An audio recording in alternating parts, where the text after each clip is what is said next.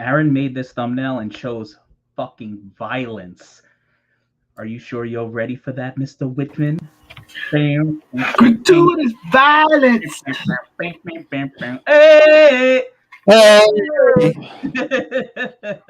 All right. Well, that was something.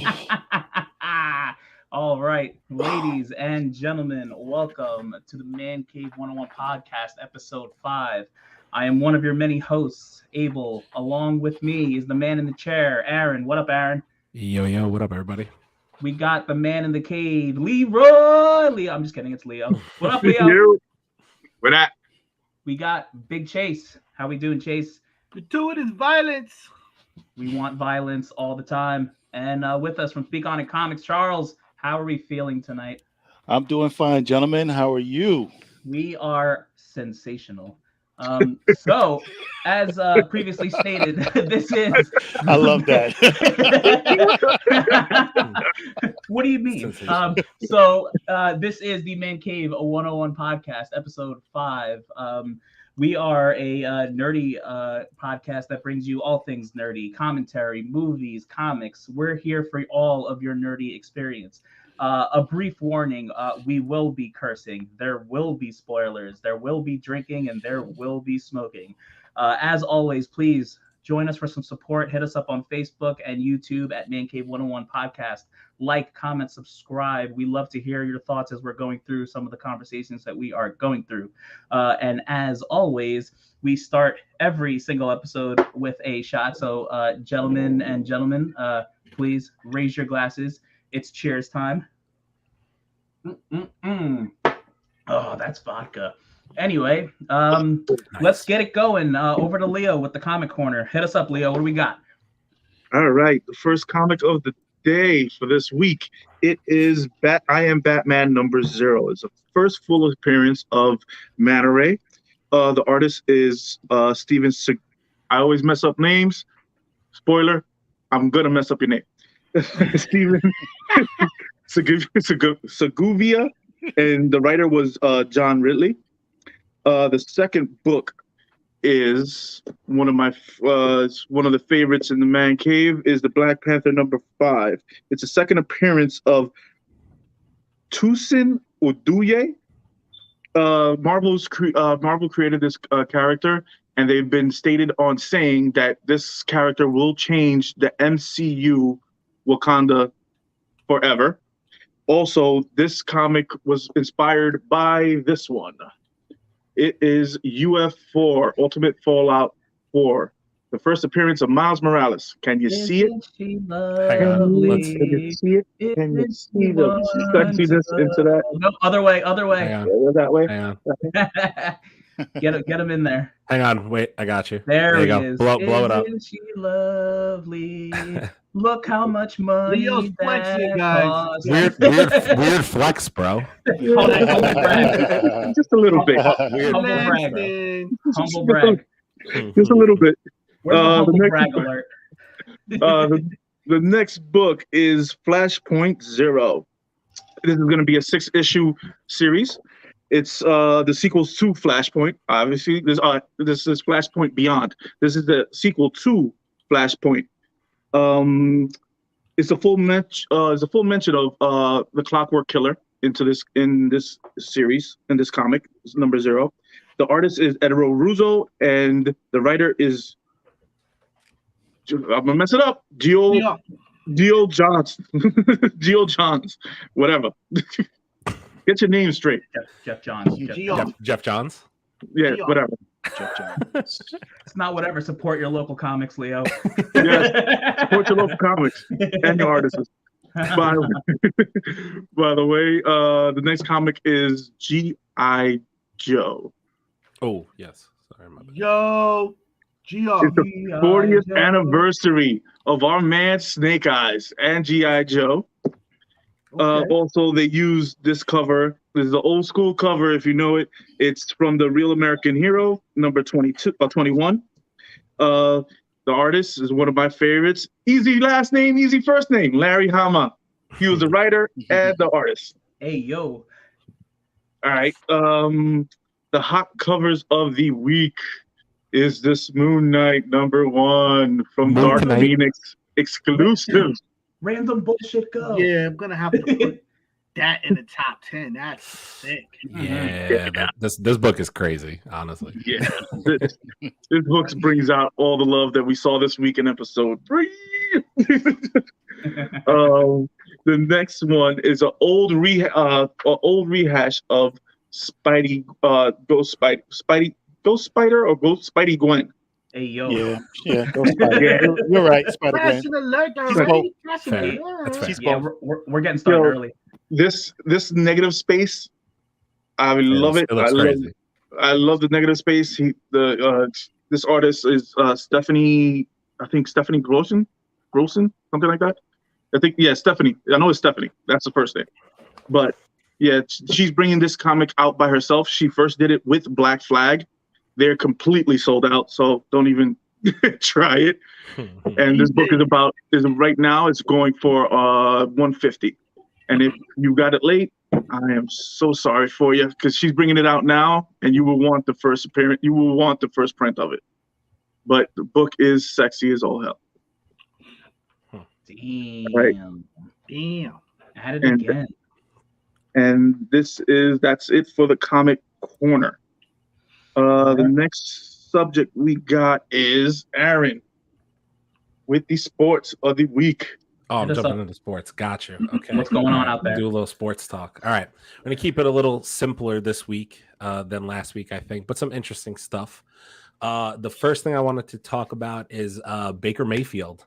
So I don't know if everybody saw, but Baker Mayfield was on the You Never Know, You Know What I Mean podcast talking about everything that went down with Cleveland or is going down with Cleveland, I should say. So obviously for everybody who's new to sports here, so to speak, or doesn't really follow it as much. So the Browns signed quarterback, or I should say traded for quarterback Deshaun Watson this offseason. So obviously Baker Mayfield feels some type of way as expected. He was drafted by the team a couple of years ago.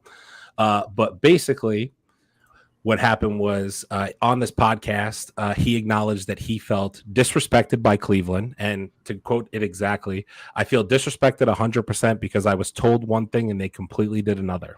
Hey yo. He also acknowledged that he views the Seattle Seahawks as his most likely landing spot, but at this point he really doesn't know. So his future is very up in the air. Here's what I'll say about Baker, and then if anybody else wants to have a take on it, he can be in his feelings all he wants, but the NFL is a business, and at the end of the day, you weren't getting it cut, so they upgraded. That's it. You can feel however you want, but at the end of the day, that's the NFL. If you're not getting the job done, you're going to get replaced, and it's a business, and he can feel salty, but at the end of the day, Deshaun Watson, when healthy and fully invested in the game, never mind the off the field stuff, because that could be a whole nother topic. If he's healthy and playing, he's a better quarterback than Baker Mayfield, and that's the bottom line. Yep. That's what we call super facts. Yep. As Switspeed said, on to the next one. You ain't doing it, Baker. You mother. Maybe we'll catch you in the Canadian Football League. So this story I found very interesting. I don't have the original author in front of me, but I believe it was either a writer from, I want to say, the Boston Globe. Again, I don't have the name in front of me. I apologize for that. But I found it super interesting. So basically, everybody knows at this point that Tom Brady infamously retired in February and then unretired a short time after, right? So this story came out that apparently what was going on behind the scenes is that Tom Brady to the Miami Dolphins was actually a closer thing than we all thought. And apparently what happened was Dolphins owner Stephen Ross supposedly offered Tom Brady minority stake in the team to come out of retirement and play. And apparently the story that I spoke about last week with the Brian Flores and suing the NFL for, the Rooney Rule and all that. Apparently that played a large role in Tom Brady's decision not to go to Miami after all. So essentially, I don't know if also everybody saw, but Bruce Arians, head coach of the Tampa Bay Buccaneers, who won a Super Bowl just 2 years ago, he recently stepped down from his role as head coach, allowing defensive coordinator Todd Bowles to take over. Apparently, there are rumors that Tom Brady and Bruce Arians actually had some type of a falling out, or he felt that Bruce Arians was getting in the way of offensive coordinators Byron Leftwich's game plans a little too much. So that's also a rumor, and that's as to why Bruce Arians took a different role within the organization. Again, this is to me, it's showing how much power Tom Brady actually holds over the NFL in general. But the crazy part about this to me is that the rumor also continues that apparently if Tom Brady had chosen to go to Miami and would have worked out some type of trade and whatever his way to get there, apparently retired Saints head coach Sean Payton was actually ready to join Tom Brady as the head coach there, which also would have been crazy because he's a Super Bowl winning coach as well. The craziest part about the story in a microcosm is that there's speculation out there that if Bill Belichick, and this is where the mastermind that is Bill Belichick comes into play, if Bill Belichick never sent that text message to Brian Flores congratulating him on getting the Giants job that he never originally got, there's thoughts that that lawsuit never ends up happening, and Tom Brady actually ends up choosing Miami. So there are theorists out there saying that if Belichick would have not sent that text message, the thought of him having to play Tom Brady twice a year in the same division would have destroyed him, not to mention the fact that the Bills are also just a better team right now than the Patriots. Just, it is what it is.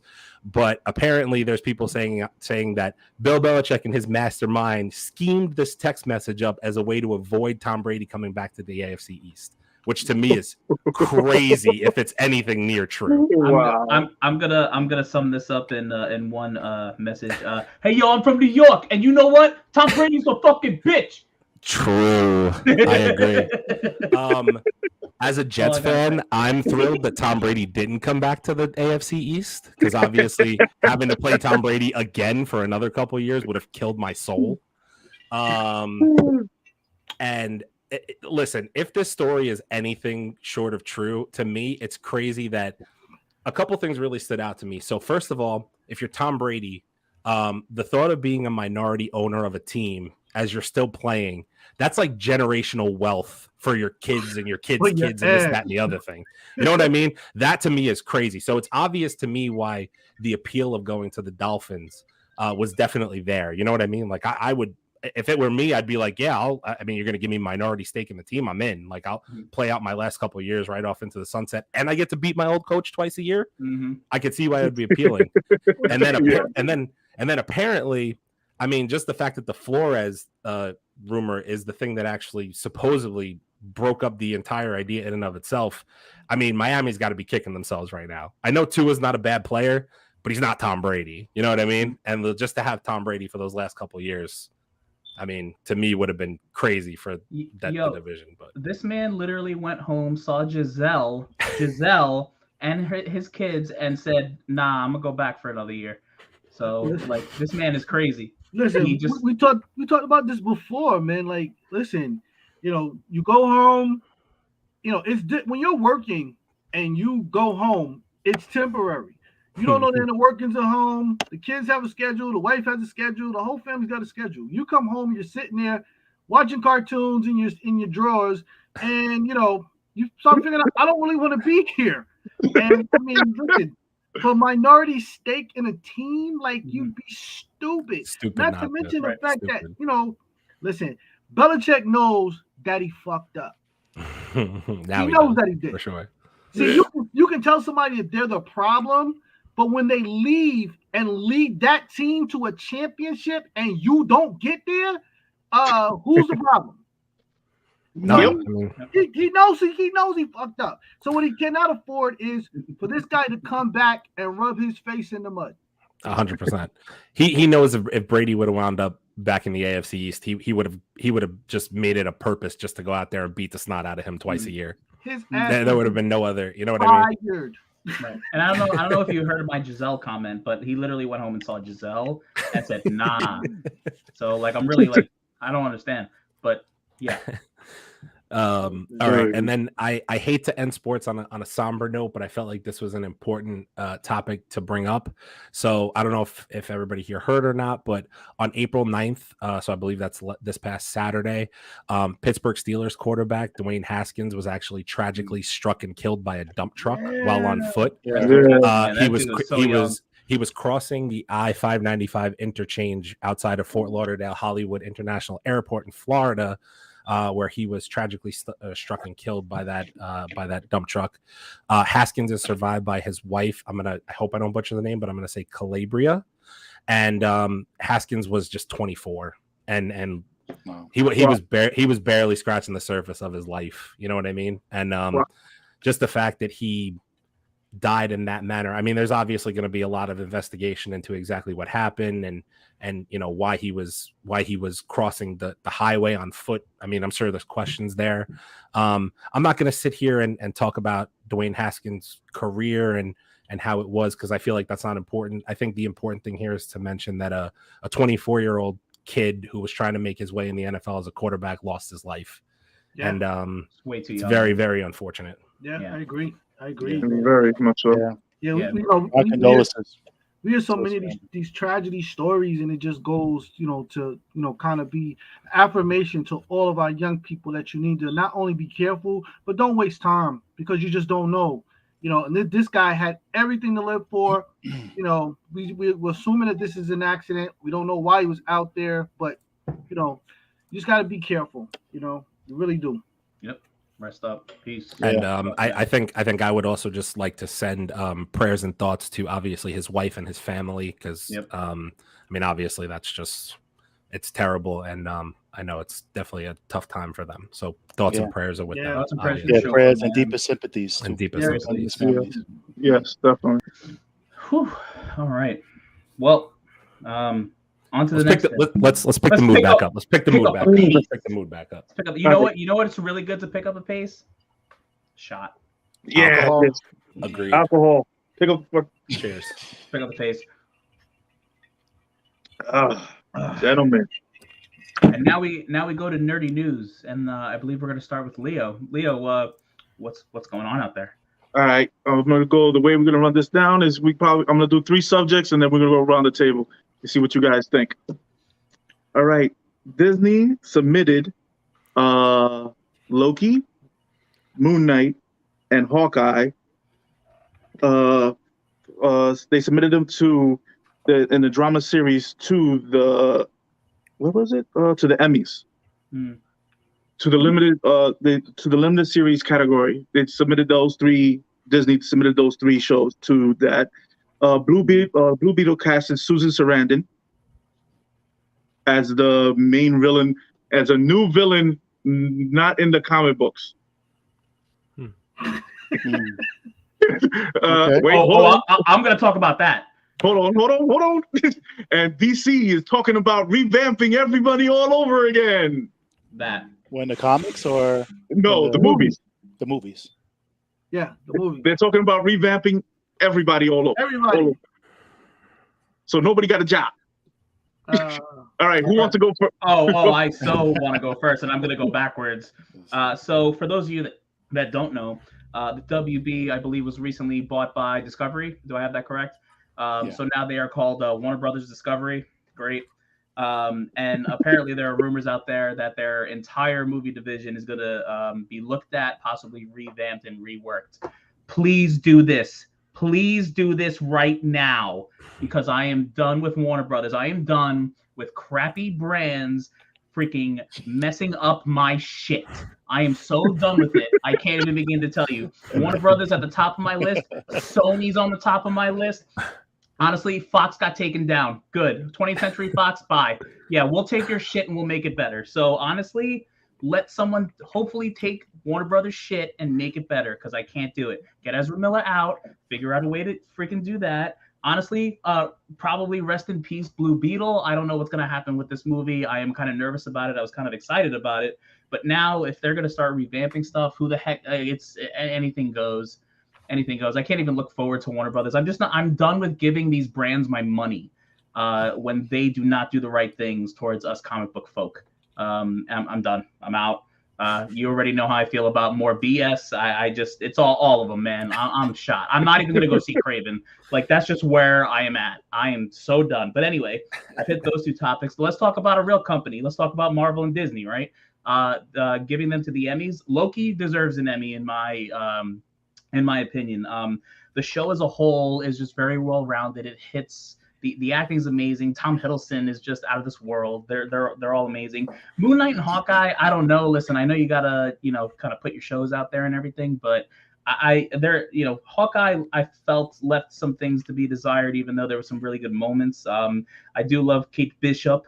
She was wonderful, and Kate Bishop. yeah, and Moon Knight. I'm gonna get into Moon Knight a little bit more when we do our review, but yeah, I don't know yet. I don't know. So that's my opinion. Go ahead. Who wants it next? Let's give it to Big Chase. Big Chase, what do you got?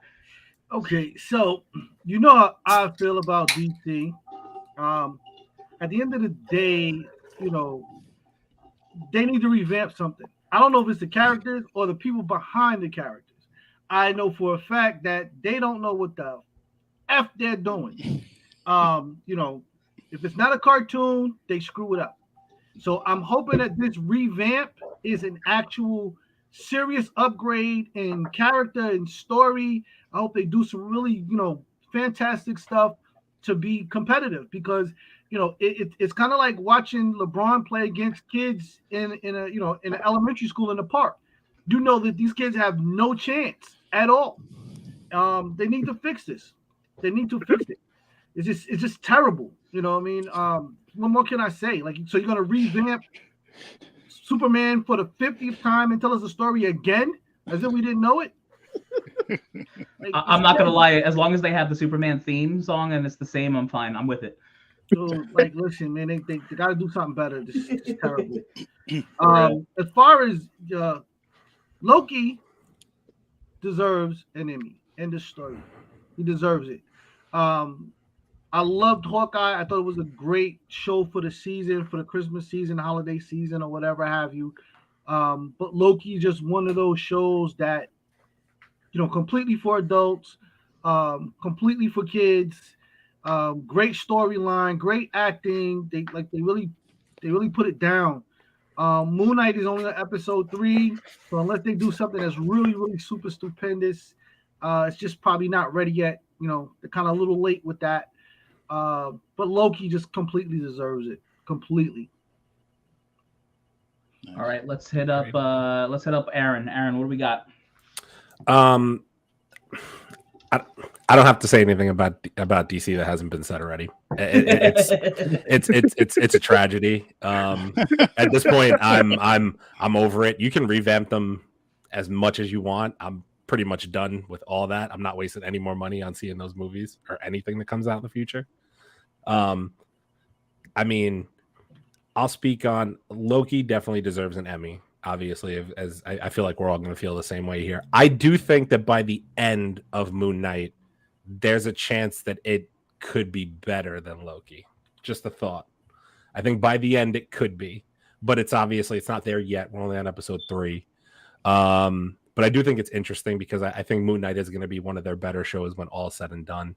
Hawkeye, again, I enjoyed Hawkeye for what it was. It had some good moments. Kate Bishop, again. Wonderful. Very funny, Kate Bishop. Very funny, Kate Bishop. We're going to be best friends, Kate Bishop. Yes. Understood. Yeah, I enjoy. I mean, I honestly enjoyed Hawkeye kind of passing the torch down, so to speak, and all that. I enjoyed that for what it was. I don't know if it was Emmy worthy, but I thought it was a solid show. I'll say that. And to be honest with you, the other topic, I'm not even 100% sure on. So at this point, I'm just going to pass it over to Chase and Charles, and just let them take over. Wow. Okay, so I'll start with the DC first. I will say this: there was a lot of missed opportunities, unfortunately, with the Man of Steel. I enjoyed the Man of Steel. A lot of people didn't like it, but I enjoyed Henry Cavill in that role. I felt like that his character arc was cut too short, because they brought in Batman too soon, and we just had the Christopher Nolan Batman. So bringing in Ben Affleck, we didn't get a chance to really see his nurture of the character. And I know that he had also wanted to do his own movie, directed by him, and DC didn't give him that. So there's a lot of hurt feelings. And obviously that caused a lot of problems on the back end. And obviously this is the reason why DC is at a dismay. So I think that they have a chance to redeem themselves. They always do. Superhero films, they're just here to stay. Before Marvel, DC, Superman, Christopher Nolan, Christopher Reeve as Superman hit the movies. They were big blockbusters. They pretty much epitomized what a blockbuster was back in those times between Superman movie, Jaws, Rocky, all those movies at that time, Godfather. And then we get Batman '89, which was also a pivotal time for cinema Classic. as well. So DC has had a huge leap over Marvel for the longest time. And now Marvel time has come, starting with Blade and, moving on and so on and so forth into the MCU. And I just feel like DC just need just one pilot, someone who really understands these characters, their mythos, their mythology, their stories, the emotional beats. There's so much to unpack with those characters. And I just feel like they just missed out on opportunities. They killed Superman. It was unceremonial. You know what I mean? And it was like people like when Iron Man, did the snap and he died in Endgame. There wasn't a dry eye. And I don't know about you guys. There wasn't a dry eye in the audience. You know what I mean? Like people We were don't like, talk about feelings in this podcast, man. there wasn't a Bring that dry up. eye. Yo, listen, Come on, I'm a grown man. ass man, and I was sitting next to Leo Wendell. I don't give a fuck. I was crying. I don't give a fuck. I was upset. And they handled it well. They handled it well. And I'm like, if anybody would have told me if Superman would die and Iron Man would die, I would be more upset about Iron Man dying than Superman. I'd be like, So it tells you how much Marvel is doing the right thing. So I'm all for DC just starting from scratch, throwing a grenade in the middle of the and just blowing it all up and starting from ground zero. And But we have to bring vengeance. What do you mean? they gotta bring vengeance. They gotta bring vengeance. Only if it's for family. So I'm all for that. I guess this. I mean, the Susan. I mean, again, the beetle, the blue beetle thing. I guess I just have to. It's one of those wait and see moments. I don't know what to think about. Susan Sarandon is a great actress. I don't know what they're going to have her do. She is an amazing actress.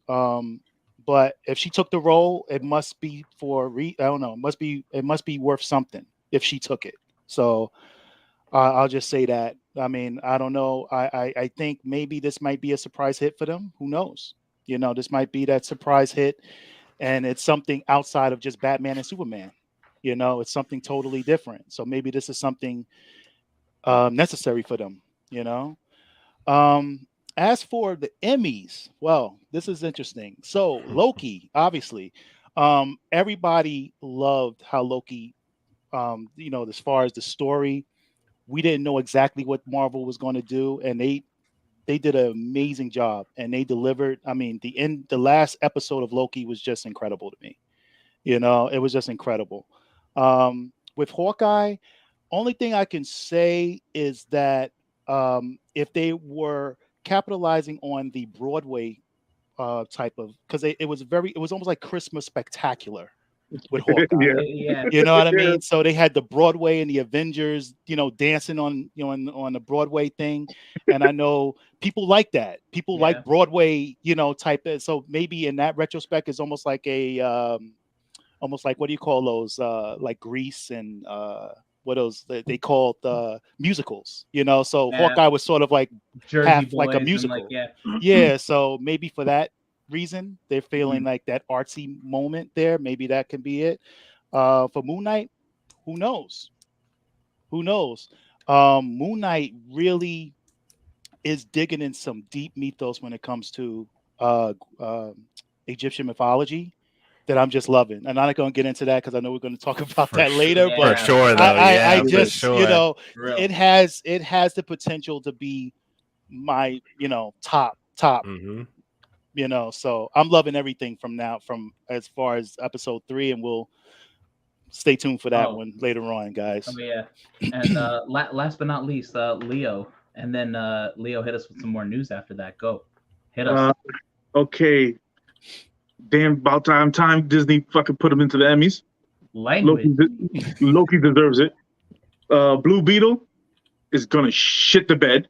Ew, Jesus Christ. Stop Ew. cursing. Ew. And DC, if you don't let Zack Snyder take over it, you're done. That's all I have to say about that. Well, I still have to watch the Snyder cut. I think you'll Watch like it. It's good. It's 10 I think times you'll better. like Yeah, I can't wait to spend 4 hours on it. Sounds great. All right. The other news that we have is this is just a regular comic book news. And if you guys don't think that comic books are worth any money, I got something for you. Hold on. So we have a new record sale for Fantastic Four #1. It was a 9.2 sold at an auction for $1.5 million. Hey, The la- yo. I'll be right The back. I gotta last- buy every comic in existence. The last one sold in 2012 sold for $203,000. Okay, the next book, Captain America 1, sold at auction in a 9.4. It sold for $3.1 million. In the older sale in 2019, it sold for $915,000. Oh my God. And and the piece de resistance, Superman #1, broke the record for $5.3 million. Wow. that's a lot of cans. Wow. Really? What? It beat, and that was at an auction. It also it also beat the record in 2021 for Amazing Fantasy #1 that sold for $3.6 million last year. And it was at 8.0. Great. And this is the first time that an 8.0 for Superman went on auction, not a private sale. That's And they got $5.3 million. That's crazy. I $1 million. actually, on a scale of 1 to 10, rate myself an 8.0. So I understand that problem. We're also just we're gonna welcome into the stream Wendy's running on that Texas time. What's up, bro? He's running on Texas time, y'all. Texas time. Texas time. I'm on that TT. Sorry, y'all. I'm so sorry. All good. Welcome on in, brother. All right, Is so that's the comic book news that I have, and I'm just here to say I'm loving it. As a comic book collector, inflation's going up, everything going up. Might as well comic books should go up. It's only printed paper. Shit, that's want my comic books to go up. Shit. So do we all. So do we all, brother. So do we all. Aaron has some news for us in the rumor/news category. Yes. Okay, so I'm gonna start it off with I'm gonna do some slides here. We're gonna talk about this Thor 4 toy leak. So the action figures actually came out for the movie already, even though we haven't gotten a trailer. Marvel. It's less than 100 fucking days. Marvel. Sorry, I'm not bitter because I love Thor or anything. No big Trailer's deal. gonna be in the end credits, baby. They're gonna be in the end credits. But we have a toy leak, and I actually have some images here to bring up for everybody, so you can see what we're talking about. So this is Gore the God Butcher that we're focusing on here, and I don't know about you guys. I mean, we could obviously go one by one if you want, but if this is how Gore looks in the movie, this is kind of a massacre. Yeah, let's go one by one on this one. Because this leak, I said it before, he looks like WWE's Gold Dust painted white. So that's where I'm at. I guess I'll go first. Unfortunately, Christian Bale looks like powder fucked a baseball, and I am just not okay with that face at all. I mean, even like his arms, like it looked like someone made him a baseball and was watching the Powder movie one day in the effects room and just said, "God, you know, it'd be so freaking cool if Christian Bale had sex with a baseball." And that is what we're dealing with right now. Unfortunately, I'm not in, but honestly, even the other toys though, The other toys do look really good. Excited for Ravager Thor. I hope we get an 80s montage, like Thor working out, like almost like a Rocky and Apollo scene with like Chris Pratt, like, because like I feel like they were like going at each other. If I can get that 80s montage, like Rocky, you know, there's no easy way out, like give me something like that, I'm in. You know, I love how Valkyrie looks. Like I actually really like the Thor blue suit. Like I love it. I was actually gonna shout out Lady Thor, man. I think I think that's gonna be a dope when that happens, and she has Mjolnir. That's gonna be a problem. Justice alert. Yo, where's the passion alert? Justice for Padme. Justice for Padme. But that's a whole nother topic. All right. I'm good. Let's give it off to Wendell. Wendell, we miss you. What's going on? Talk to us. What do you think of this shit? I don't even know. Did Christian Bale sign on and say like you have to see my face, like at the expense of giving me an accurate gore? Like, nah, man, this is not my gore. Not my gore. Hashtag not my gore. Hashtag not my gore. Not my gore. Not my God Butcher. This guy butchers gods. Like I'm looking at a homeless guy. I mean, maybe he chops up meat for their sandwiches. Like that's the butcher he is. He's in the shop because he's not killing nobody. This is whack, man. Like I thought I worked with this guy. The stitching on his face, that it reminds me of the Deadpool from the Wolverine movie. Right? Mm-hmm. I don't like what they're going here. Like I'm hoping to God this is something that's like a pre-gore, and then he changes into what he's supposed to be. Maybe like Mumra.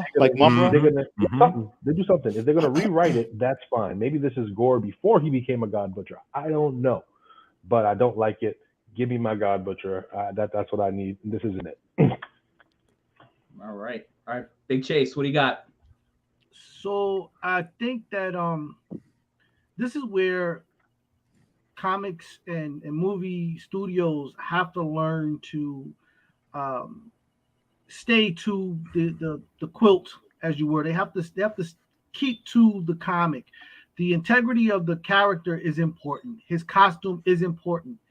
It looks crazy because Gore should have on a hood. He has like this hood with the little scarf thing goes, and that makes him. You know what I mean? It's like Thor without a hammer. Is he still Thor? It's like, yeah, but you're still waiting for Mjolnir to like show up at some point. So he's just missing a lot. And then I don't know. I think they maybe tried to like humanize him, which doesn't make much sense to me. It's like, why would you humanize something that's not supposed to be human? Like, it's ridiculous.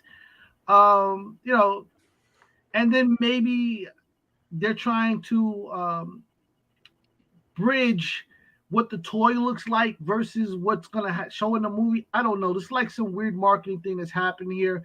Somebody at some point ran out of budget money, which I don't understand. And then it came up with this thing. He looks like he has oatmeal on his face. Like, it's just. I mean, listen, Christian Bale is a hell of an actor. I'm quite sure that he will sell it. But they got to fix this thing. It just looks terrible. Yep. All right, Leo.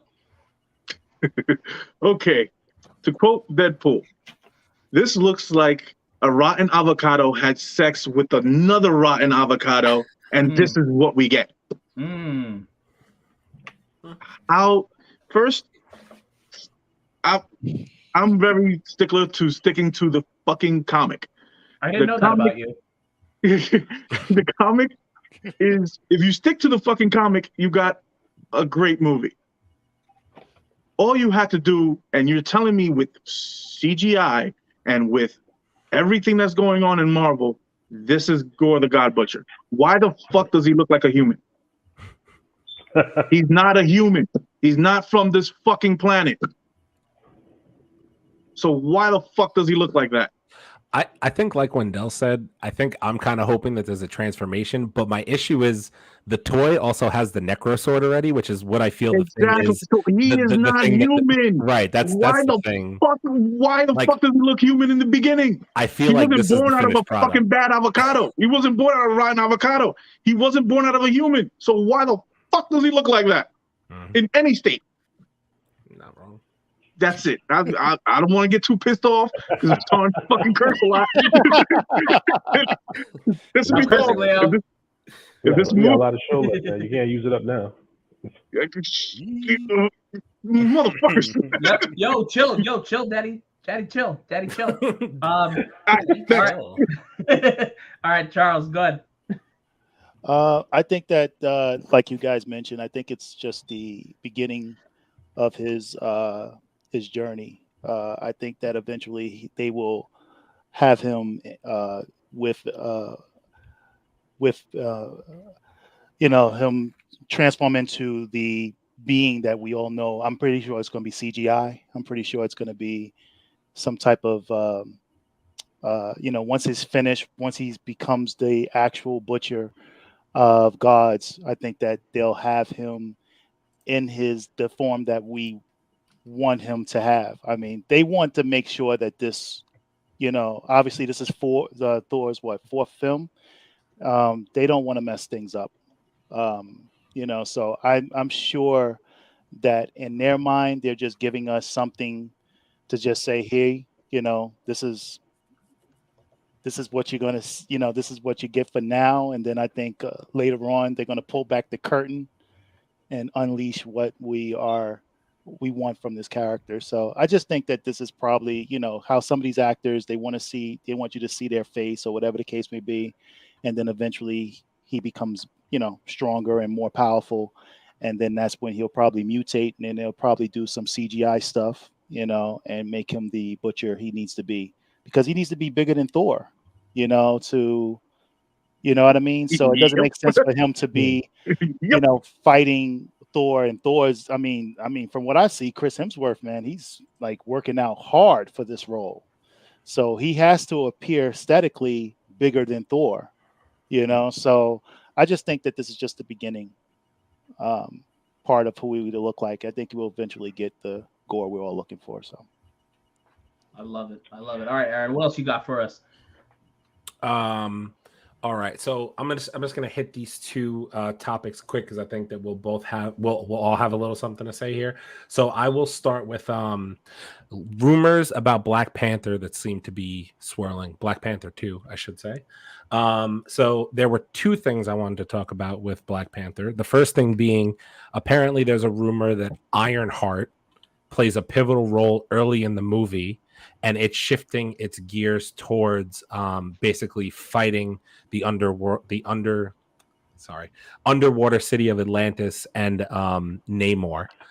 So I personally thought that the early inclusion of Ironheart, if it's true, seems very interesting to me because apparently there's a big dynamic between her and Shuri in this movie, which I think is pretty cool. If that's the case, I think it's going to be interesting. And the second thing I just wanted to talk about is rumors that I heard about the Midnight Suns. I know the Midnight Suns, a lot of these guys here probably have more comic book knowledge to me of them than I do, obviously. But I want to say that the rumor that I heard was very intriguing, and that was the thought of a potential Midnight Suns within this MCU featuring Moon Knight, Blade, adding Ghost Rider, not Robbie Reyes, redoing help me with the Johnny name, Blaze. someone. Johnny Blaze, thank you. Possibly Black Knight, who's already in Eternals, Elsa Bloodstone, and then Agatha from WandaVision being included in that Midnight Suns because she also has dark magic and deals with the underworld. So I thought, I mean, I'll just kick it off and then I'll leave it off to the rest of you to discuss both of those topics. But what I'll say is I think the inclusion of Agatha could be interesting if it's true. I think a lot of people might disagree with that, but I actually thought that Agatha's character in WandaVision was one of the cooler parts. Her dynamic in that show, I kind of liked it. I like the actress too. Her name escapes me off the top of my head, but I like her a lot. I don't know how she would fit in necessarily with Moon Knight and Blade, particularly because of how dark their characters are, and she didn't come off that dark. She was more like there for comedic relief almost in WandaVision. So I don't know how that dynamic would necessarily play out, but I think it could be interesting. And honestly, I just want a Midnight Suns in the MCU because it's on at this point. I didn't know much about Moon Knight before the series, but he's becoming one of my favorite characters. I have a man crush on Blade almost as much as I do Thor, just so everybody who's watching this knows. I love Blade. I have an issue with Blade. I love him. And Ghost Rider is obviously a Marvel classic. You can't, if and I hope they redo Ghost Rider correctly in the MCU, and then I'll leave it to the rest of you to discuss both of those things. Yeah, right. I love it. Let's get Charles, man. I heard your yo right away, Charles. I just love it. I just love it, bro. Like that Brian McKnight song, "Crazy Love." No, man. I'm all for the Midnight Suns. I'm ready for it. I think this is going to be fantastic. I think adding what's her name, Angela Harkness. I think that's going to be interesting because I think they're supposed to redeem her character in her series. And the fact of the matter is, her mother tried to burn her alive. Her mother tried to kill her. So her darkness really comes from something from her past. From a mom. Trying to destroy her because obviously she thought that she was something else and entirely, and she didn't really trust her or whatever the case would be. So she's not necessarily a bad person. She just made bad choices.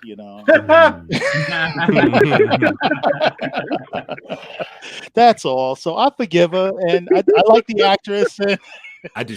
I would love to see her interaction with Blade and Ghost because those characters are very It'll be stoic. interesting. Those characters are very stoic. I love Blade. Blade is like Blade is my dude. Ghost Rider is my other dude. Are you sure you're ready for that, Mr. Whitman? Other dude. They all my dudes, Black Knight. I'm like, so I'm ready for Angela Harkness to kind of add that little spicy flavor in the mix. So I think it's going to be interesting to see that all happening with Mahershala Ali and all these guys. So I'm ready for it. Oscar Isaac. That's going to be an all-star. That's going to be crazy. That's going to be nuts. That's going to be crazy. I apologize. I actually forgot a major part of that Black Panther thing that I want to bring up because I feel like it's the most important part. The Ironheart part is important. I'm sorry. We'll get back to Midnight Suns and all that. But I forgot to mention the part that was important to me. And this rumor being that M'Baku is going to potentially take over the Black Panther mantle in this movie. Because apparently, underneath everybody's noses, the actor who plays M'Baku, whose name escapes me, I apologize, but he got a major... Winston Duke. Yes, thank you, Winston Duke. He got a major contract, like a buff in his contract, basically. He got more money. So now people are saying that apparently during this movie, it's rumored that Shuri and M'Baku will both hold the mantle of Black Panther at some point, which I also think is going to be very interesting. And then I'll leave it to you guys. Sorry. Oh yeah, no, I think that's a great. I think that's here's the thing. I feel like that he will step in as the, sort of like when someone is not, when someone takes over as a person, as a leader, or whatever the case may be, he's going to step in as that for T'Challa. And, he is probably I think him and Okoye is probably the best warriors in Wakanda. So it makes sense, for him, and he knows how to lead. He's a formidable warrior. So it makes sense for him to take that role and not Shuri, because Shuri's character was not built up to become a warrior. Her character is more built in the science category. So it doesn't make sense to make her the Black Panther. It makes sense more for M'Baku to take on the role of leadership for Wakanda until T'Challa returns, and that makes total sense to me. So I don't think he will become the Black Panther, but I think that what they'll have him is in that leadership role to take on where T'Challa, whatever storyline that they choose to make T'Challa go, not in this film, and have M'Baku as the actual leader. And it's going to be interesting to see because he's going to be hilarious in that role. I could just imagine what he's going to say. He's going to change the whole menu because he's vegan. It's going to be crazy. So it's going to be great. It's going to be fun. I love it. I love it. All right, we're gonna hit Leo. Leo, what's up? On the Black Panther aspect, I'm for it. Also, I would like with the whole Shuri thing. I would like her to see. I would like her to have the power for a while and let her share it. I get the whole point, and the whole Ironheart point. I just want to see if this does happen. I would like to see how they're going to tie it in. I would love to see how they tie it in, or they could do Iron Lad, because we already got him at Endgame with we already got an appearance of him in Endgame when Tony Stark died, when Iron Man died at the funeral. Feed you to my children. The 2-minute warning with the comment. I will feed you to my children. 100%. Yeah, I love that. I love that. That is Yo, the good. hilarious. 2-minute warning is my guy. What's I going know, on? Yeah, but I would love to see. I'm here for anything that's Black Panther. I just don't want the story to die out. You know what I mean? I just don't want it to go away just because Chadwick passed away, and he played his great role. And like his brother says, they need to recast him, and I'm with it.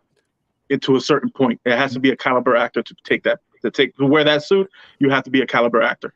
And the only one I can see probably wearing it is probably Shuri.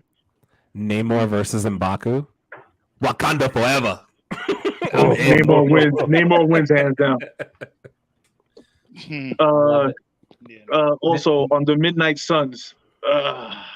Okay, I'm with everybody you said except for the chick from WandaVision. Agatha Harkness, Take her the fuck out. She's already dead. Take her out. she's not dead. She's out. She's She's dead. just poofed. She's not She just dead. poofed. Yeah, She just poofed. man, come on. She's chilling, living her own little crazy life, man. What up? Okay, so you rather have her than okay? So wait, hold on. You rather have her than Punisher? No, of course not. Oh, Punisher would be dope. But Punisher's part of. That's not. He does not there. Punisher's part of the Punisher's Defenders. a whole other category. Punisher is now part of the Defenders, for better or worse. He's part of the Defenders, He's with and Matt that's just Murdock. what it is. We're gonna have to deal with it. Yeah. Right. That's it. And listen, let's not talk about my top one defender who is Iron Fist. So let's not go there. Let's just keep. Please. I'm gonna fall out my chair. I will take anybody else except for Agatha. Don't even put her in it. Is Agatha has her own show coming out. She's definitely part of something bigger down the road. I'm telling you. And guess who's not gonna fucking watch it? I'll watch that show. I bet you it's not bad. I'm gonna watch it. Wait, guys. Leo just said he would take anyone, so we're gonna put Ralph Boner as part of. I'll take him.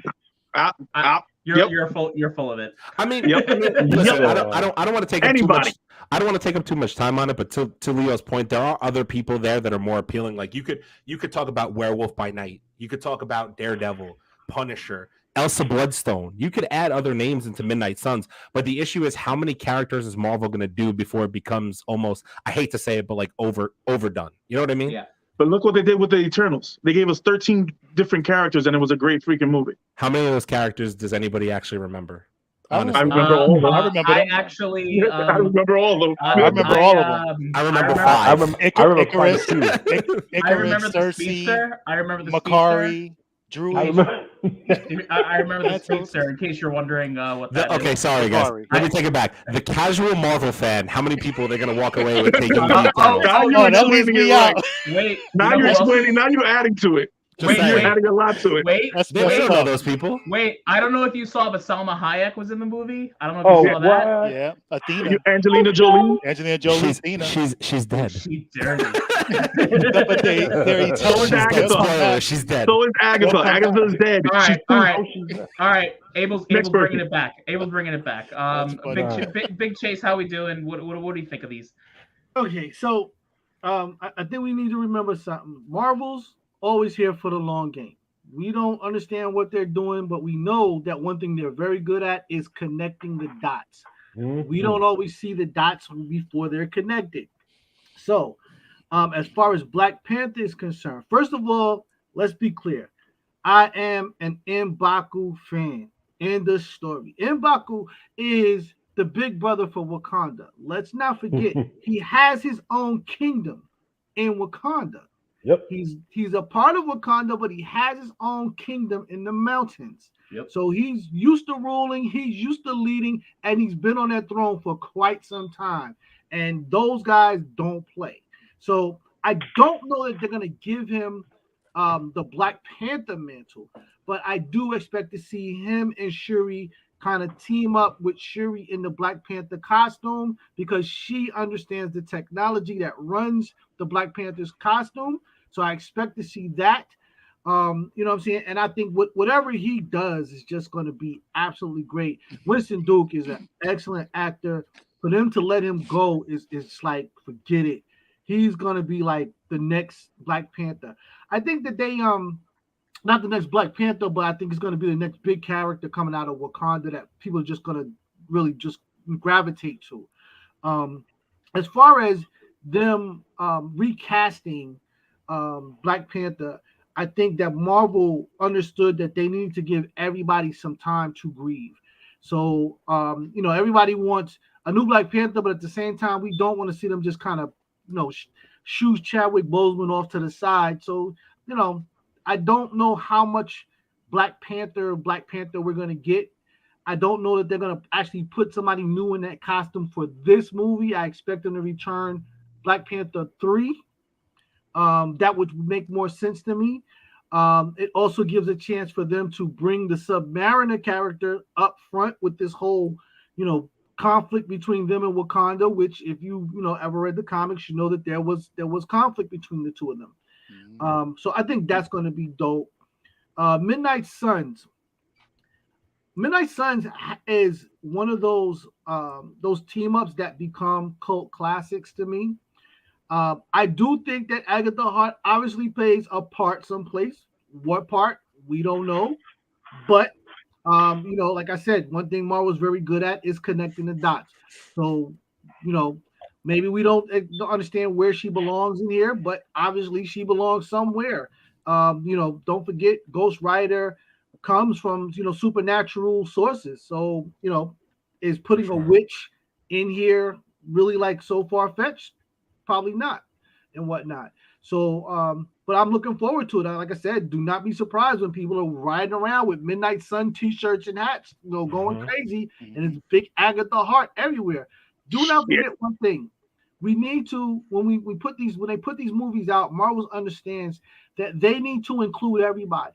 So if you look at Midnight Suns, guess what? Agatha Hart becomes the female character that girls and women connect to. So it's called Midnight Suns, though. Not daughters, sons and daughters. It doesn't matter. At this point, doesn't really matter. The inclusion part is there. So, all right, let's move on. All right, let's keep going. I just wanted the 2-minute warning. He gets the M'Baku gorilla.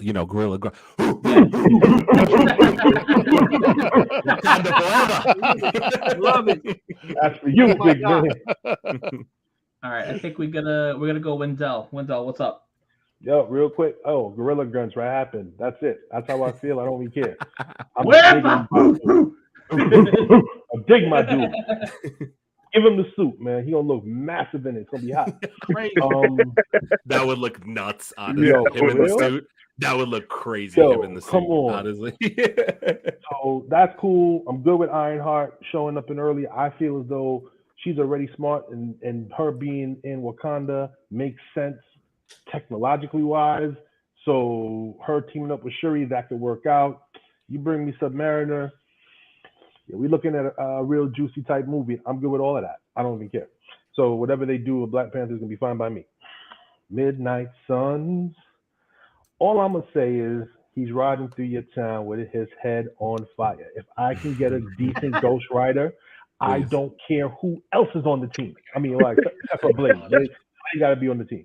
But for everything else, I don't care. Give me a good Ghost Rider. I'm tired of Johnny Blaze.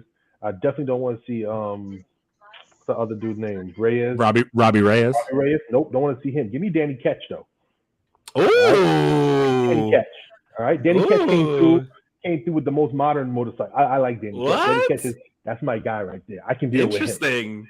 Oh yeah, I can dig that. I can deal with him. Okay. Right? I've seen Blade. I've seen Blade, and the other dude, Ray, he got a car. I don't care about no car. So no Nick Cage then. No, thank you. No, thank you. Imagine. Give me Catch. Give me Danny Catch, man. I want to see him get some screen time. As long as he's on team, I'm good with it. Agatha, she plays her role. She will play her role. She was important, man. It was because of her we got Scarlet Witch, right? She helped bring all of that out. So I'm good with her. I mean, I don't care what she does on the show as long as the writer is there. That's it. That's all I'm saying about it. Give me my Ghost Rider. All right, I guess it's Abel, me next, you're right? up. So I'll hit the Black Panther thing.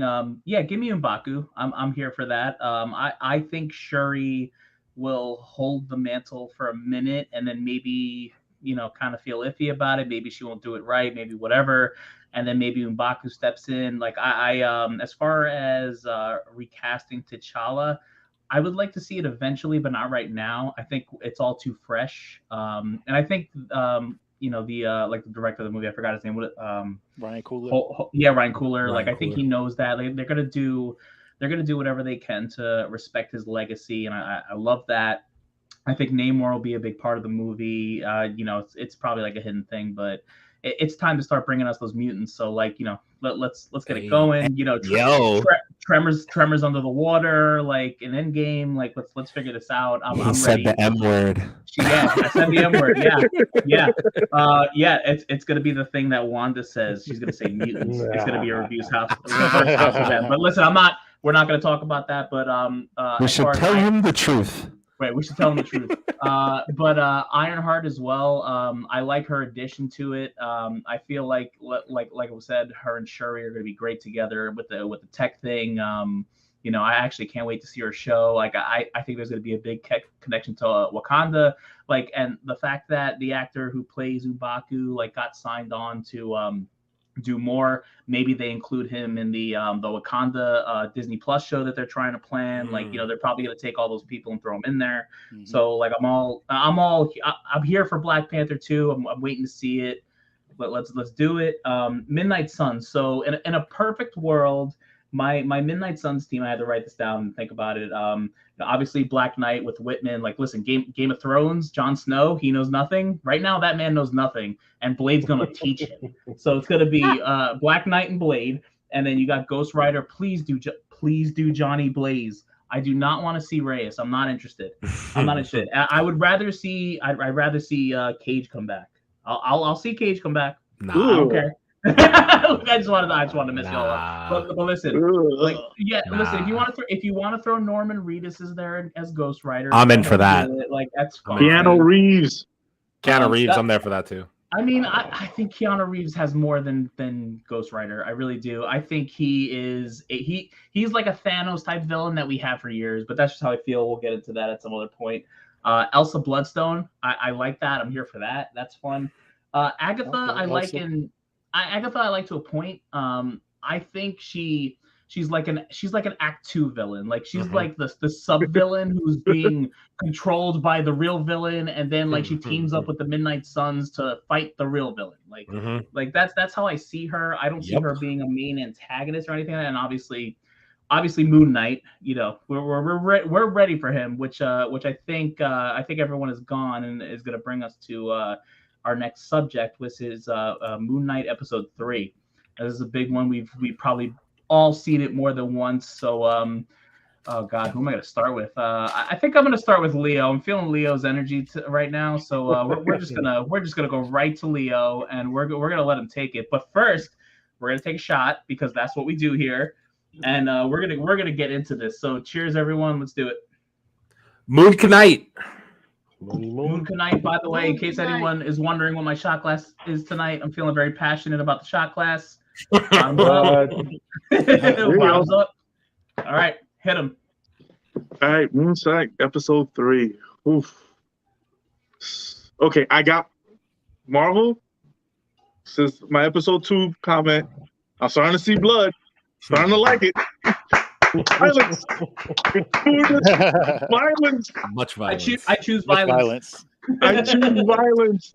You guys are pleasing me right now. If you do exactly what you did in this episode and episode 4, but a little bit more blood, I mean, a little bit more ass kicking because he was great. The acting was great. The Egyptian backstory is great. Putting Kinshu into a statue, great. Following the Egyptian text, great. The little nuances of every moon being a little bit fuller in every episode, great.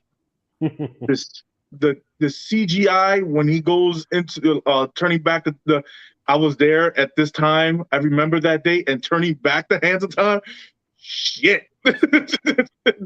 You talk about powerful God. Wow. I have nothing but great reviews for episode 3. I loved it. I enjoyed it. I watched it again this morning.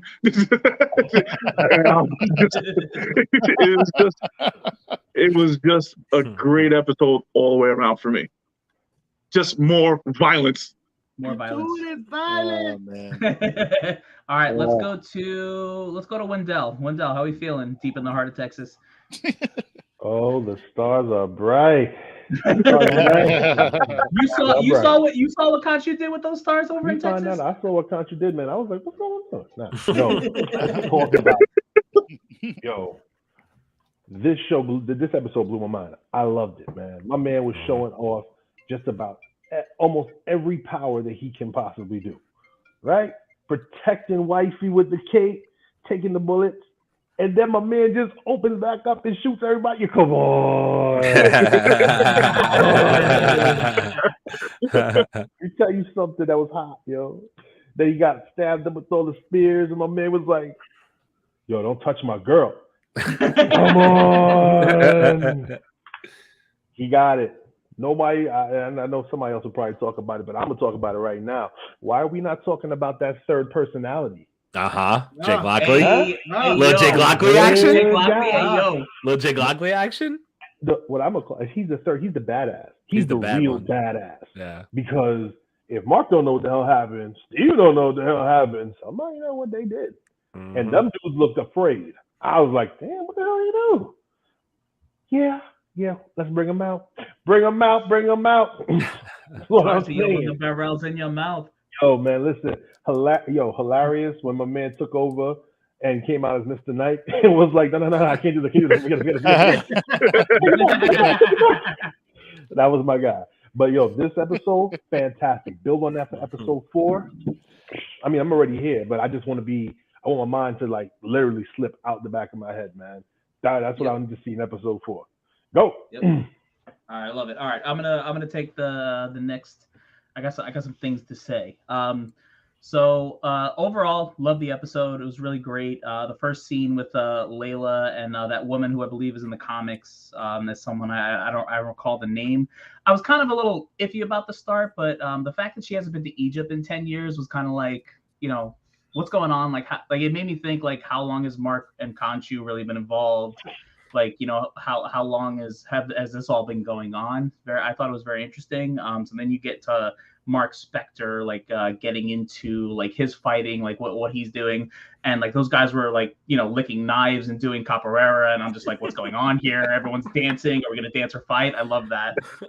And like the fact that like he just took that kid and just like went to hit him and just Will Smithed him and just fucking slapped him, like that was great. I did. I'm here for it. The fuck it's not. The fuck it's not. The whole world knows. By the way, if you didn't hear, no, I'm just kidding. And then out of nowhere, Steven takes over the body. He's in a car going to the airport like a little bitch.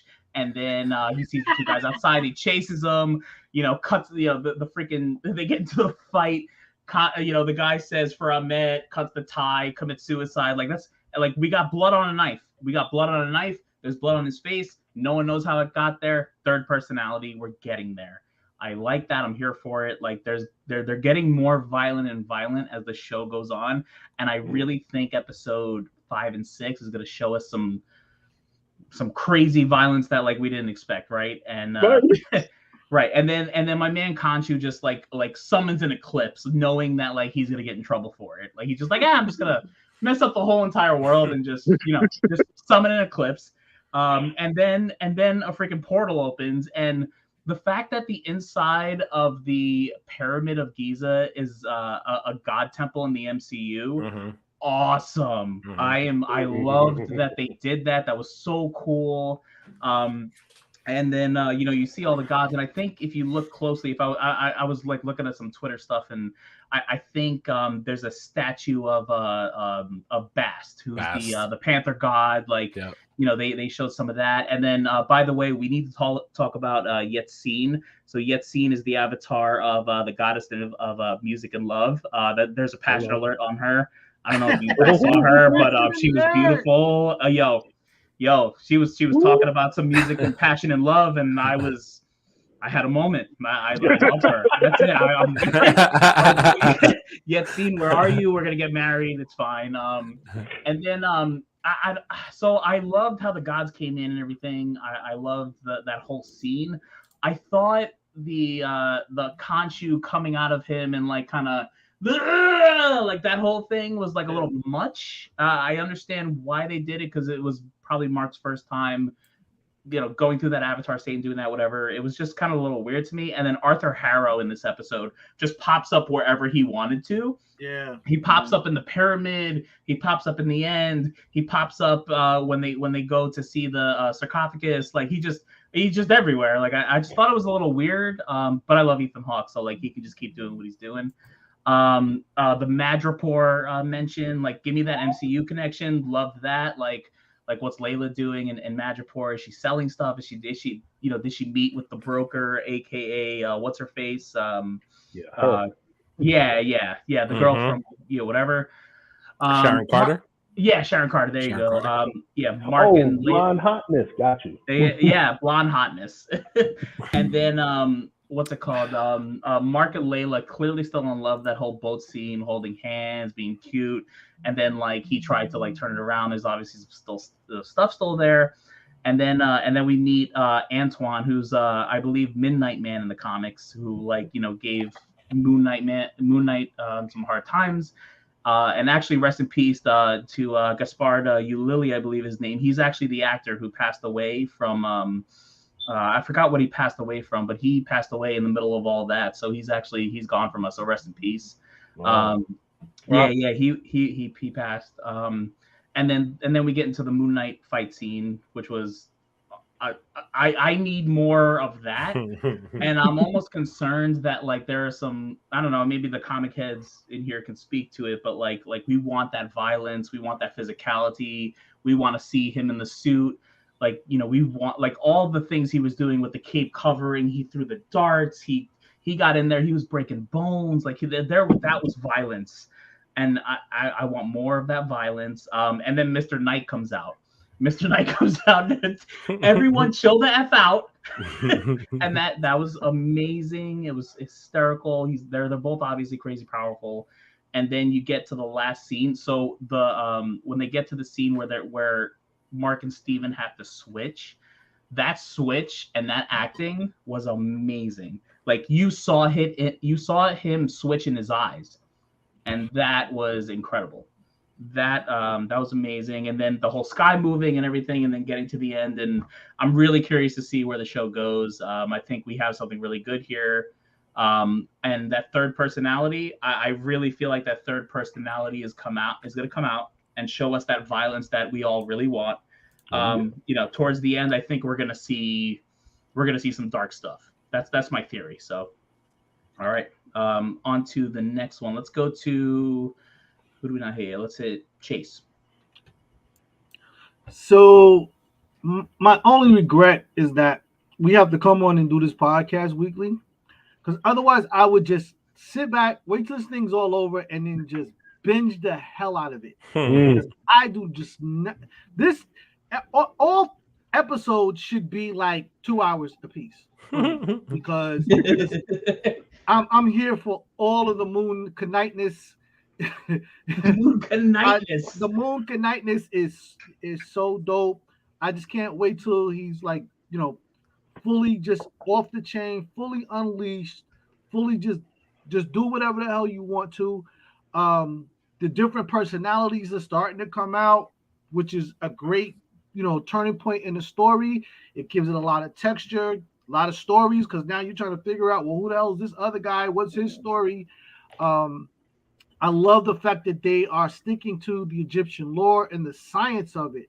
The idea that Khonshu is actually able to run the whole thing back in time, and they do it based on the stars. It's just like so intact with Very the cool. science. Is just so crazy. So I'm listening. I'm here for every bit. I'm just waiting to see where this thing goes. I need to see a little bit more Moon Knightness. I think it's dope. I just love where it's going. That's it for me. Like I listen. I'm just here for it. Let's make it happen. Nice. All right, let's go to Charles. How do you feel, Charles? Oh man. Well, thanks to Big Bro, he was the one that kind of introduced me to Moon Knight. Brought the comics over, and I He starts you read them. addicted, huh? Yeah, he got me addicted, man. I was like Pookie from New Jack City, without the smack, If you're gonna give your brother drugs, that's the one to give without him. the smack, right? Exactly. But but this was I just felt that it was just so many great moments in this one. I'll tell you a funny moment. In the very first scene when he's running on the rooftop and he he fights these guys and then he blacks out and then he's in the cab. And then when he sees those two guys again and he gets out the cab and he's like chasing them around, for some reason that made me laugh so much. The way they were they were like doing this. It kind of felt like Day Day and what's that character and Friday after Friday after Friday, Baby D. Like, here, you want that cookie? Give me, you want that cookie? It kind of remind me of that scene. So he was like doing this, trying to get away from him. But that was so funny. But other than that, I thought that the way that they brought in, giving us a lot more into the Egyptian lore was really dope. The deities and how they have to use avatars in order to act. Some of them choose not to. Be a part of the cultivation of humanity, and there's certain ones that wants to. Khonshu obviously wants to, and you get to kind of feel. I felt kind of sorry for Khonshu, man. This one I kind of felt like it's almost like he was like, okay, I got to do this. I don't necessarily want to because last time, they was like, I was like Rudolph the Red-Nosed Reindeer. They was like, you can't play in any reindeer games. You out of here. They kept pushing him out. I was like, I kind of felt sorry for him. So we got to see a little bit of vulnerability in Khonshu because Khonshu has always been that stoic, strong, do this, the idiot, this, and it was for the first time you really felt his his kind of softer side, when it came to the other gods, and how they view him. It was funny how he would just pop up, Harold. He just pop up anywhere, that guy. But you know what? I mean, I would assume that he has some abilities, a way of getting to certain places, I would think. I don't know. Maybe they'll reveal that. I don't know. But he does seem to like pop up like Michael Myers out of nowhere. True.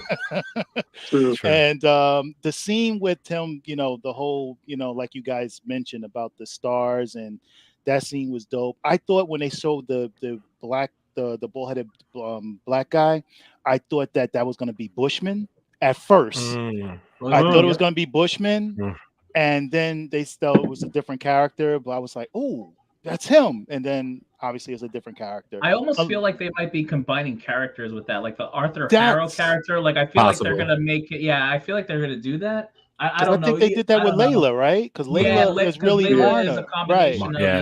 Yeah. So I think they're they do that sometimes, but yeah, I think that. So I enjoyed it. I loved it. I felt again, Khonshu, my man. I'm feeling bad for him. He's locked up. He's in solid form.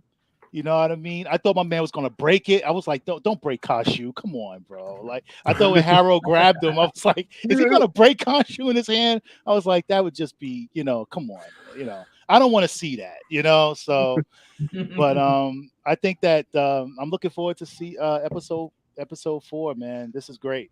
Love it. Yep. All right. Ron. Last but not least. All right. I will I'll try to be quick. Because I think we've touched on a lot of the stuff that I kind of had written down here. So I know we talked about when they opened up the Great Pyramid, seeing Bast in there. That kind of stuck out to me. I was like, there's a lot of this, like, I don't want to say it like this because it dulls it down, but there's a lot of that like purplish aura all over the place with different characters and different things. I'm like, to me, I was like, I find it very interesting. There's a lot of like purple because Agatha has purple in her magic. Yeah. And like, you know what I mean? Like, MCU's been doing a lot of the purple, which to me almost is like I think of it as like dark magic, but then I go to Black Panther and I'm like, well, maybe not, but I don't know. That to me I found very interesting.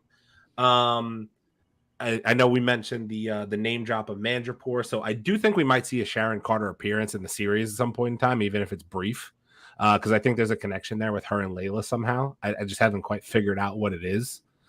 We all mentioned the fight scene already. I thought the fight scenes with Moon Knight were really cool, where he used the cape and covered up and all that. I thought it was really dope. Also, let's talk about Layla having this badass crest on her neck. And she rips that shit off and stabs that dude in the chest. I was like, hey, yo. I thought she was just rocking some Moonlight jewels, man. I didn't know it was just a piece of jewelry. I'm over here like, this is knives and shit. I thought this was gonna be like the female Moon Knight for a minute. Nah, like, man. Layla's got some badass to her. You know what I mean? I saw that. I was like, oh, okay. Oh shit. I'm here for it. Yeah. I think we talked about the Jake Lockley personality. I think we more so saw it on that cliff scene with the kid where he like dropped him. You know what I mean? He didn't want to drop him, but he did drop. Like, I think we saw the Lockley personality come out before the cliff scene. I think is where we really saw it shine. And I think there's just a lot of tie-ins to it. I'm also going to say these last 2 points.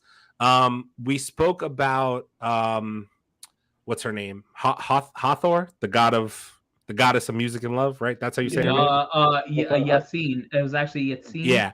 I know because that's my future wife. That's the only reason I know that name. So. Agree. I got you. So I think that somehow her and Hawthorne are in cahoots against You think it's her? Yeah, I do. I have a feeling.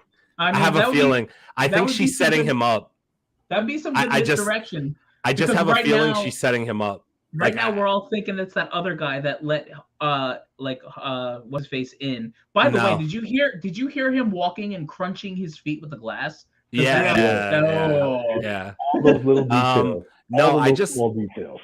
I just have this feeling that she's in it with Hawthorne somehow. I have a feeling there's something there that's going to be like a twist in like episode 4 or 5, maybe 5. I'm going to say 5. So, it's funny you say that. I do like damaged women, so maybe like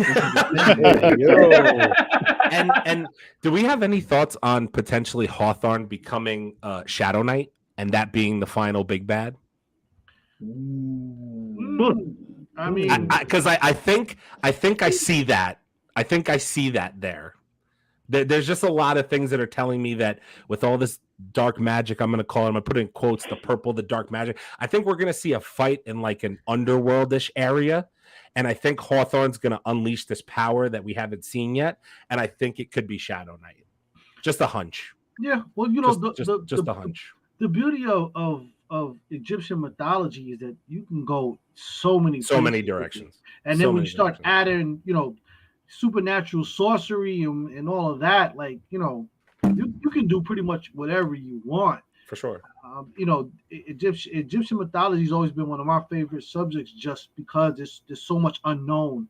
So when they add something, it's just like, oh, okay, that could be part of it, you know, completely part of it. So you could be completely on point with it. Completely. And you could also tie in with the Egyptian culture, because it's so much that's been hidden in history, and not told, just because specific reasons and all this other stuff that I'm not going to get into. But it's also older than that dark magic. You got to put it that way, because the Egyptian gods have been there before Agatha, before her dark magic, before all that bullshit. Yeah. So that's where they draw most of their energy from, is from that Egyptian lore. So it could literally go anywhere. Yeah. Yeah, I mean, I think they're going to open up a lot because I think the other thing too with the whole gods and the deities and all that stuff. Like, I mean, there's room for. I keep thinking about it, Sidorak, which would be Juggernaut. You know, because that's where he gets his magic powers from Sidorak. Yep. You know, true. And Null and all these things that are coming. Like, I kind of feel like this and God of Thunder and I kind of feel like there's just so much that's going to be opening up. I wonder for people outside of comic fans how they feel about it. You know what I mean? Like, what are they really digesting all of this? You know, because it's a lot. It's a lot. It's a lot for us who know. It's not a lot for them. This is as long as they continue to make it entertaining and there's great effects to it. Like, the story is almost second to other people who don't know. They're just into this really great action sequence, or the high level story. But I mean, I think it's going to be great because they can attract people like that and then still get us hardcores who will continue to support as long as they keep going in the right direction.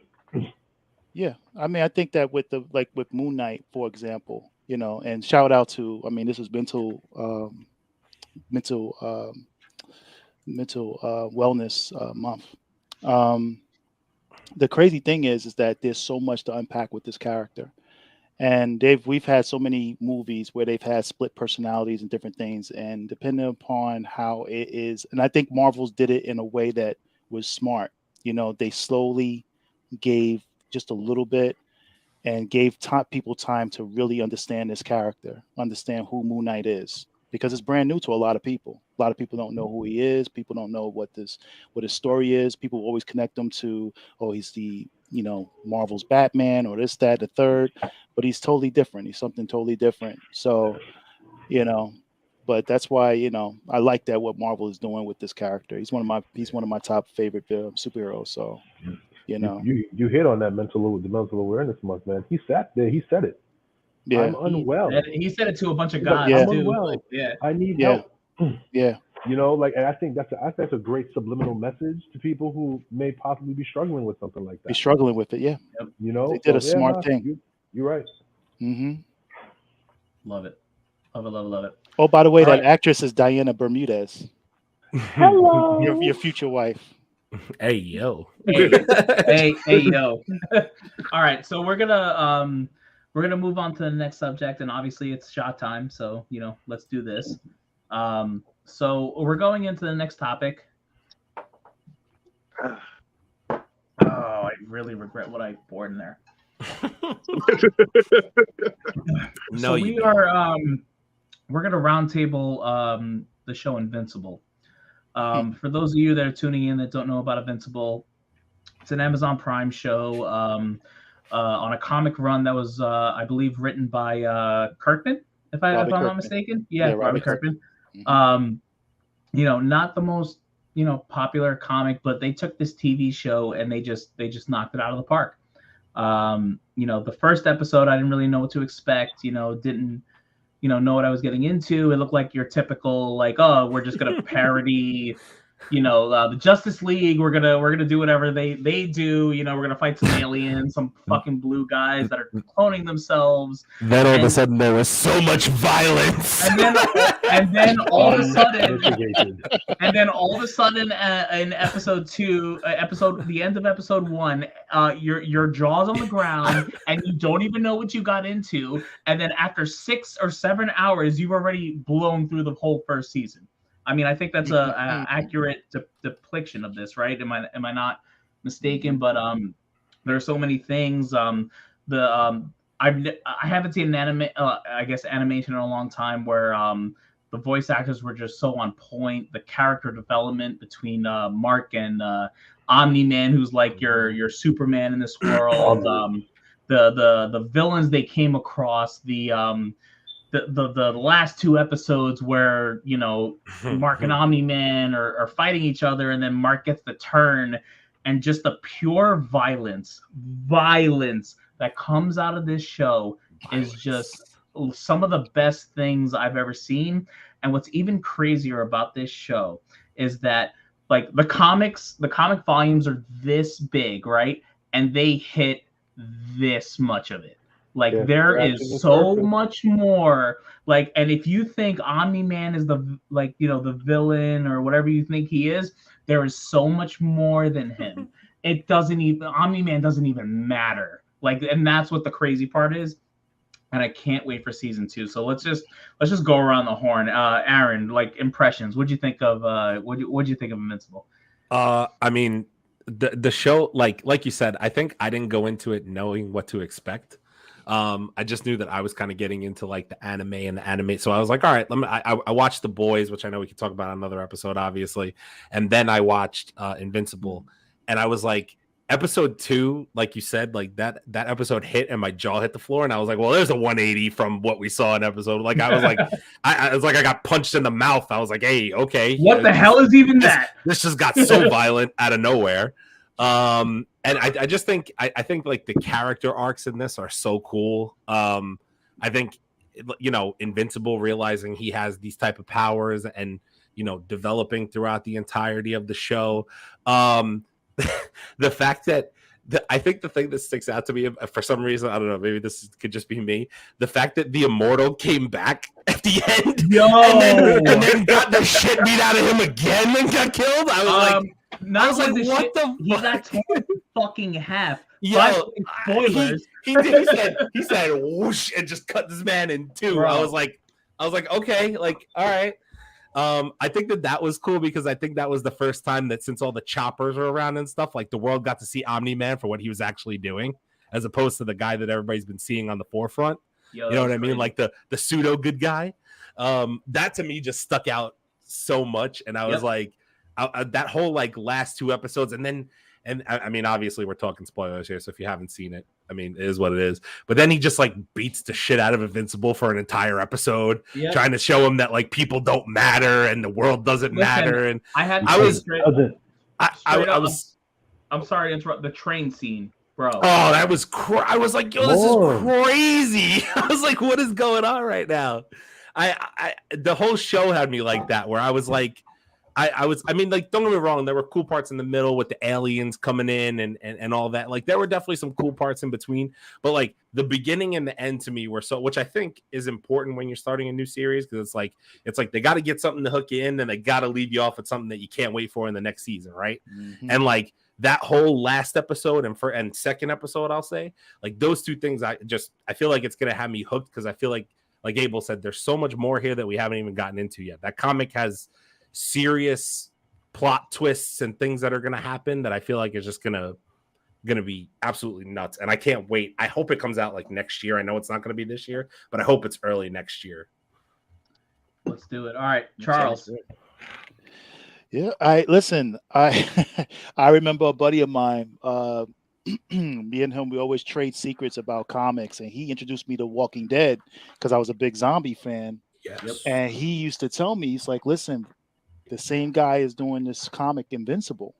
And he said, I'm telling you, he said, it's like a cross between Superman and Spider-Man, kind of has that kind of cross between us. Okay, I'll check it out, and from that point, I was like, this is really some great stuff, but to actually see it done, on Amazon Prime, it's one thing to read it on a comic, because a comic, you can do anything. You can go any way, you can draw it any way, you can make it, but to actually have it come to life in that animation and Amazon Prime incredible. You said it, so I loved it.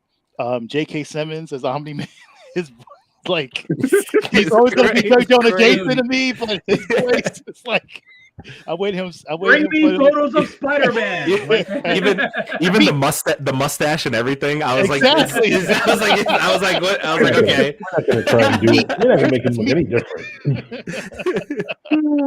I know he had a ball playing this character. 100%. I know he did. 100%. I know this was right up his alley, but I was sold. I loved it. I enjoyed season 1. I thought it was amazing. and I'm going to hand it off to you guys. I'm ready for season 2. All right, let's go to Big Chase. What do we got? So, this is not your daddy's superhero cartoon. Nope. It's not. Right. It's You not. mean So, you talking about Willis? I tell you what's funny. The boys, the show The Boys actually almost spoiled Invincibles for me.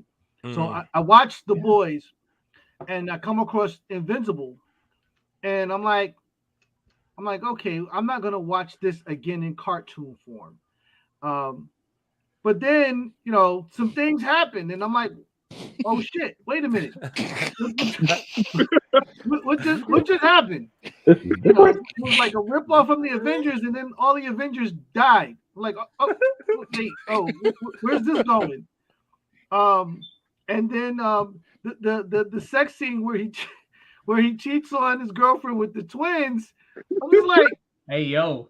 Hey, yo. so now I'm like adding this to my favorites on Prime. Like, you can't miss any of these episodes. What's going on? It's a very they got a good blend of a very adult conversation and content, but also you're still not lost on the superhero part of it. You're not lost on the whole superhero nerd thing.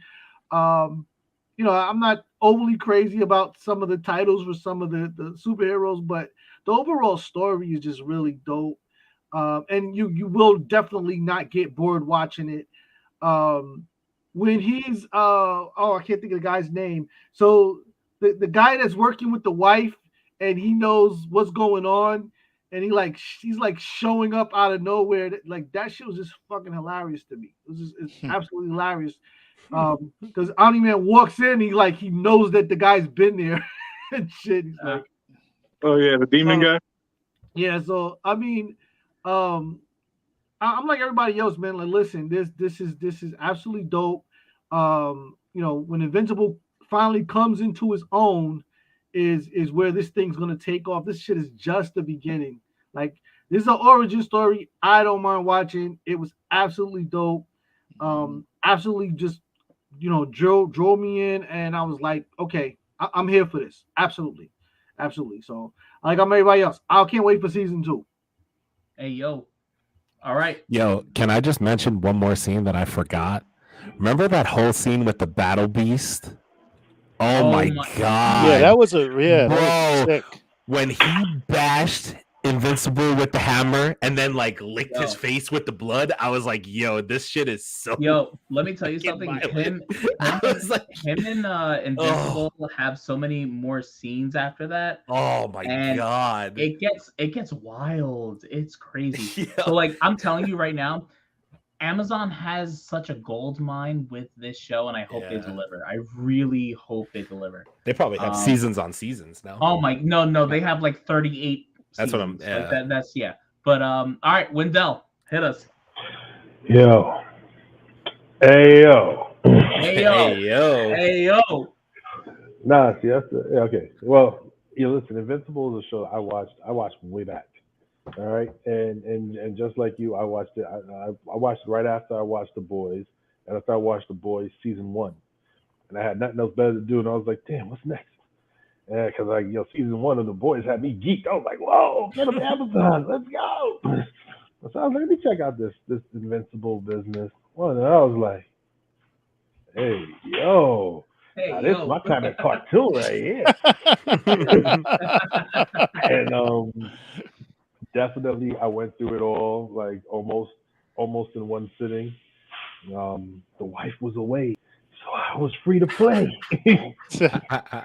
So I mean, but it was the most enjoyable 6 to 7 hours I can say I've had in quite a long time outside of Comic-Con. But it was great to watch that. I would watch that any day of the week. Like, after just talking about it again, I'm probably gonna watch it again. Just because it needs to be watched and I can do it.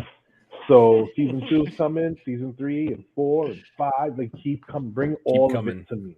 Bring it all to me and keep like extend it by 2 episodes. Give me 10 episodes a season. I can live with that. Give me 10 episodes a season because they're the right length. They pack enough information, the stuff inside of it, and the blood and the guts are glorious. I just want to make it clear. I just want to make it really clear. Like, I'm not trying to spoil anything, but like, Omni-Man ain't shit, and he's the guy in this season. So I want you to understand. Really? There are other people in this world that make Omni-Man look like a bitch. Yeesh. And I we're kind gonna of can't wait for that. And we're gonna end our conversation and show off with the man in the cave, Leo. Leo, talk to us. Yo, speaking of Invincible, I was onto this show late, and you guys said, "Yo, watch this show," and you watched the first episode.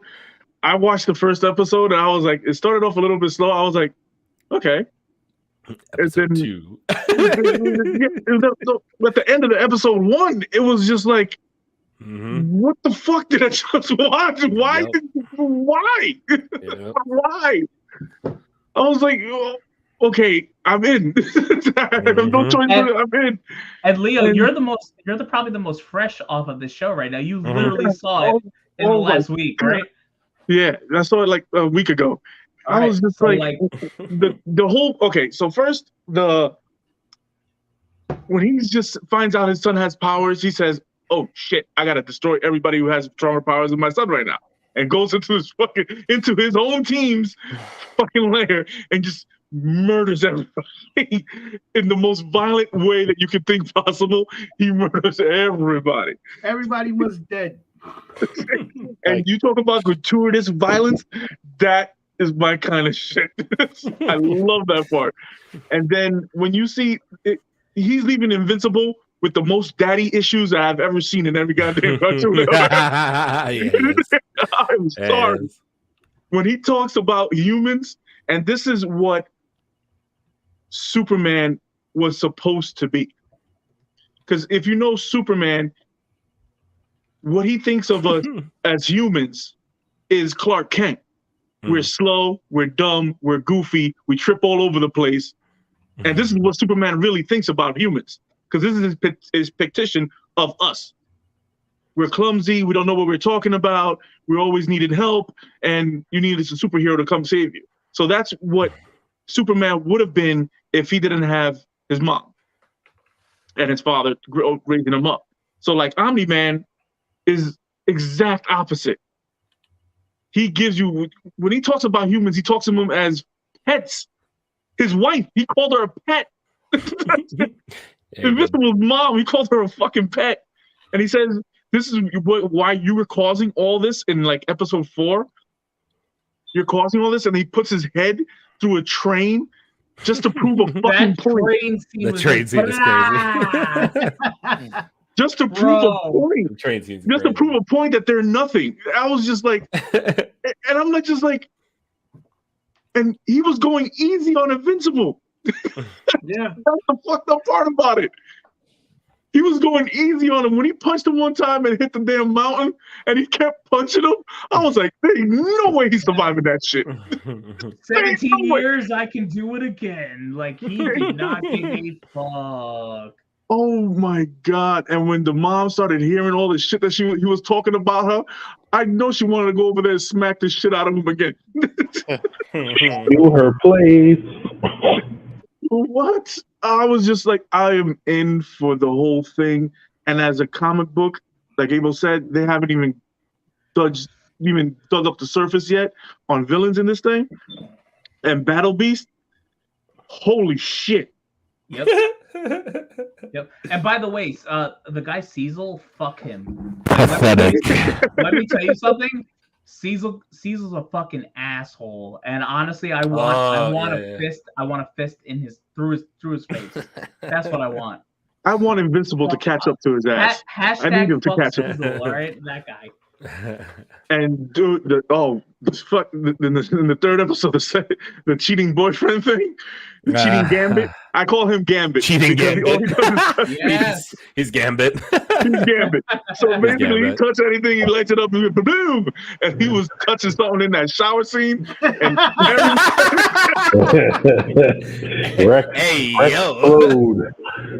yo, I was just like, there was only two. There was only three of them in there. You could have got more than that. But it was a great show. And like in the group chat that we have, the comic bookers is already up to $700 for a 9.8. Oh, wow. Yeah, it's crazy. It's through the roof. Wow. It's just through the roof right now. I'm watching the auctions now, like the sketch variants and all that are no less than $400 or $500 a piece. This isn't even in CGC. This is just like regular comic shit. Jeez. It's crazy. That is crazy. So if Amazon doesn't do nothing with this, they are dropping the damn ball. They're dropping the ball. Yep. It's taking them too long right now to bring this out. Because you have the boys. The boys are it's a great show. And you have Invincible. Invincible, I think their first season matches the boys and beats it. I think it's better than the boys. Yeah, honestly. I would say that. We're gonna talk about the boys. We might have to do a boys versus Invincible. Yeah, we could do that. Yeah. But right. in the final thoughts, I'm just like, I'm here for it. Amazon, bring it out. Please let it come out. Please. Bring them out. Shit, because we need these fucking guys. Because this is gratuitous violence at its finest. This is grade A, grade poupon type of fucking violence here. And I'm here for it. All right, Leo, take us out. Ladies and gentlemen, this is Man Cave 101. Thank you for listening. Thank you for watching. Please like, subscribe, follow on YouTube, Facebook, Instagram. And all I have to say is another great show, gentlemen. Thank you everyone for watching. Please watch again, and please like and subscribe, and please support your local comic book shops. Support them. All right. Thank you for kicking it with us, everybody. Hey! Cheers, everyone. We love you. Cheers. Yep. Damn. Take us out.